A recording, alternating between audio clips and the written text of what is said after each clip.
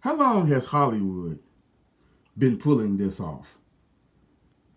Now, you know there are stunt doubles in Hollywood.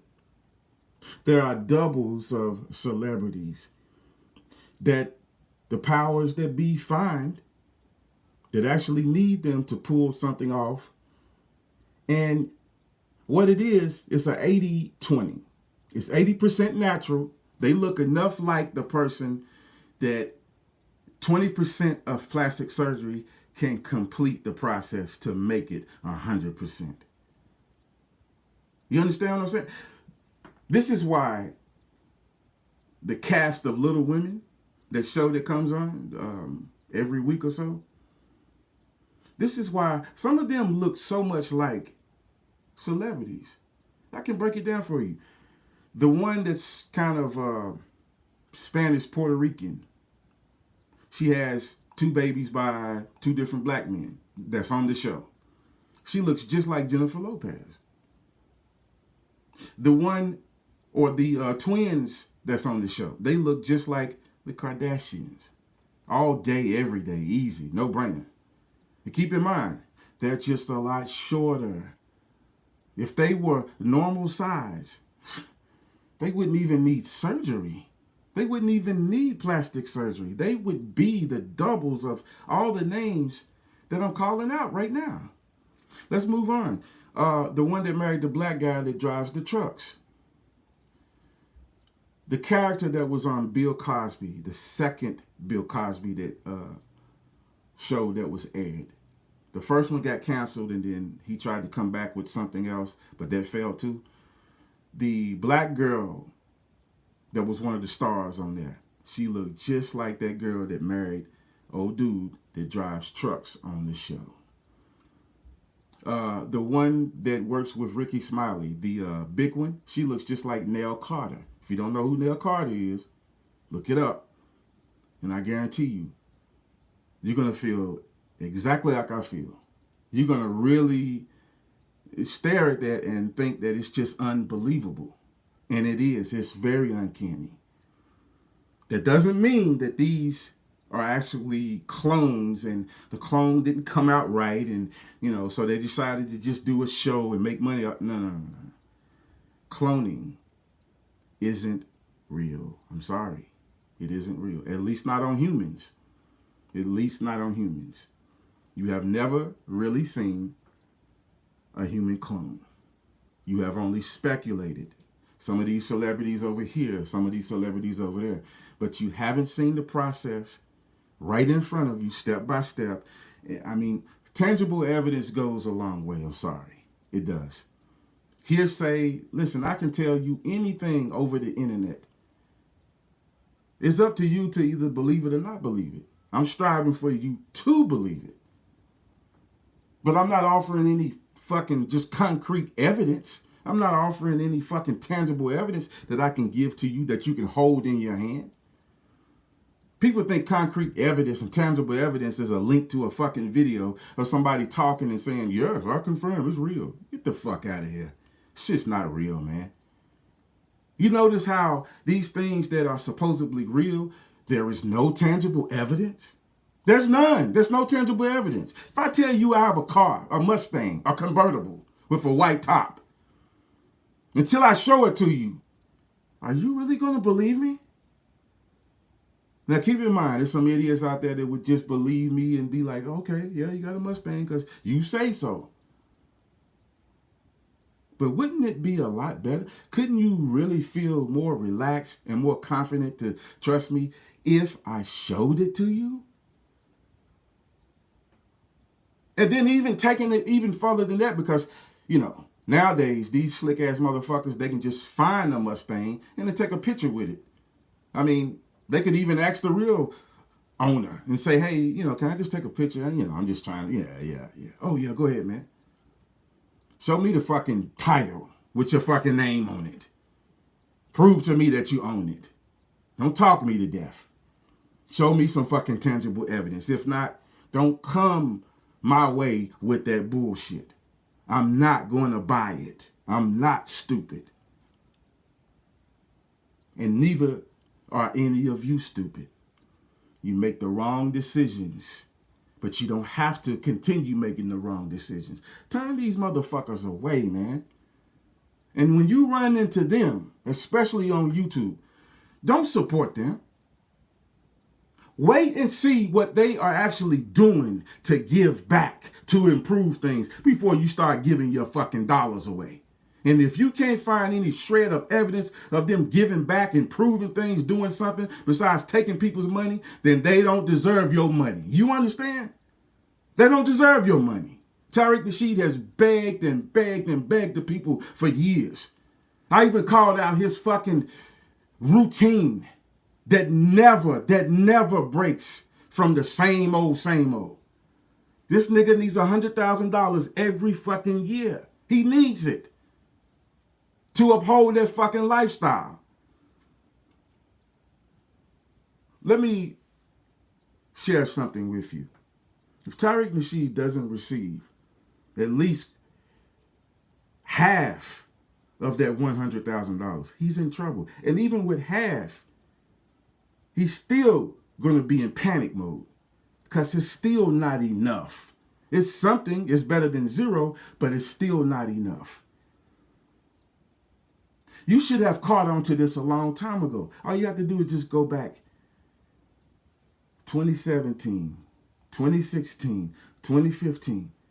He was doing the same shit that he's doing currently right now in 2018. Why? Because he depends on you for everything that he needs and everything that he wants. Without you, it doesn't happen. You understand? The magic doesn't happen. And he realizes this. That's why he don't want you listening to me or anybody like me. He thought that I would go away after maybe 1 or 2 videos. Some people said several times that he didn't pay any attention to my videos, and I proved them wrong on that. And then they said, well, you know, he was just trying to have us see what an idiot that you are, because, you know, certainly nothing will change. His fans will still be his fans tomorrow, just like yesterday and the day before and the day before. That has proven to be wrong as well. His fans are depleting every single day. That money that he has depended on for so long, all of a sudden, isn't going to be there. This nigga is in a panic mode right now. This is why he's thinking of some new ways to get inside your pockets. See, I exposed a little documentary con, and now they know about it. If you just gave this shit a little time, a little thought, you could catch on to the routine as well. And so many caught on to it after I really put that spotlight on it. And they said, you know what? No more. No more. This nigga ain't getting another dollar from me. I see what this motherfucker is doing now. I see it now. And I'm not going to let him use me to take care of his lazy ass. And he's going to panic, and he's going to panic, and he's going to panic some more. Meanwhile, he's trying to think of something that will pull you back in. See, they know that you love drama and you love controversy. You love anything that can distract away from your own life. They use that. A hustler knows exactly what you like. A drug dealer is just a drug dealer until he becomes more than just a drug dealer. How do you become more than just a regular drug dealer? By having everything that the people need. Not just weed, not just coke, but everything that anybody would ever ask for, so that you don't lose not one single cell. They don't want drugs, they might want sex. Have that on hand too. Have you a couple of women ready to roll. And then the market is yours. You defeat the competition out there that can't deliver everything that you are delivering. So then you start seeing everybody coming to you and they spreading your name around. Hey, whatever you want, such and such got it. He got it. Yeah. All you got to do is, go on that corner, go on this corner, and you got it. Anything that you need.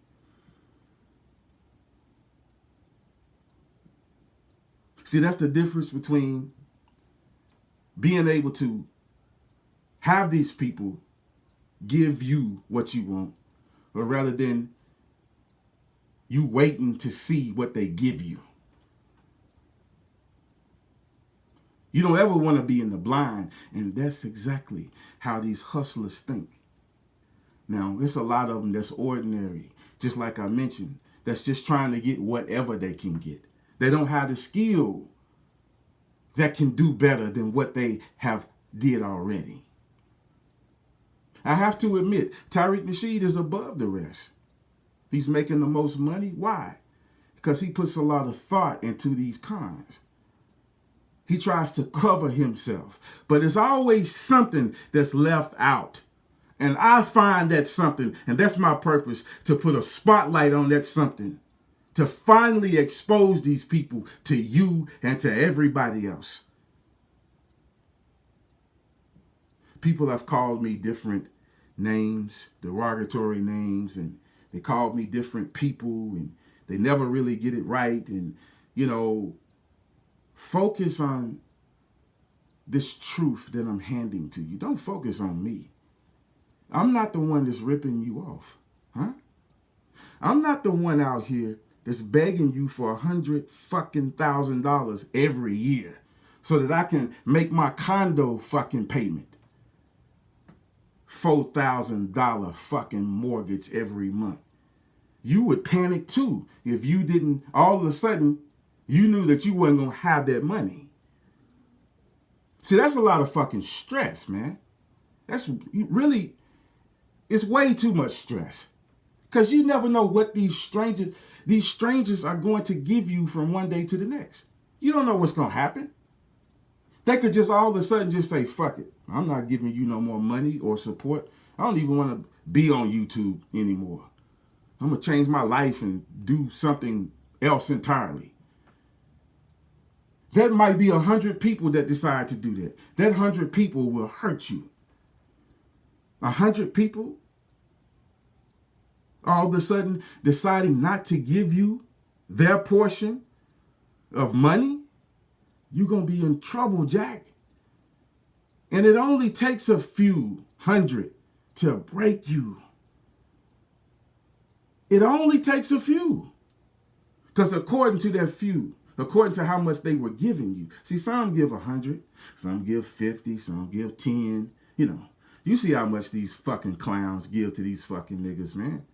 You got a lot of them that try to brag about it and boast about it because they want that pat on the back, Tariq, I gave you $100, man, last night, man.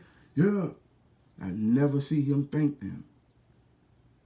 He's not really thankful. This nigga really believes that he deserves this. He believes that somehow he is owed all this money because of his life and how it didn't, sum up to be what he really wanted it to be. See, it's a lot of secrets that nigga has not told you. It's a lot of things that he left out. Of course, on purpose. I mean, who would tell all of their dirt, right? You got to put something back because you don't want people to use that against you. But see, that's the worst thing that you can do is leave something out. Lay everything out on the table from day one. Then they can never use it against you, ever. And you would never look like the fool. But if you don't reveal every single thing, and they find something that you didn't give to the people already, they got you. This is how I was able to turn so many people against Tariq Nasheed. This is why he had to recognize me. He had to mention me because so many people was walking away from him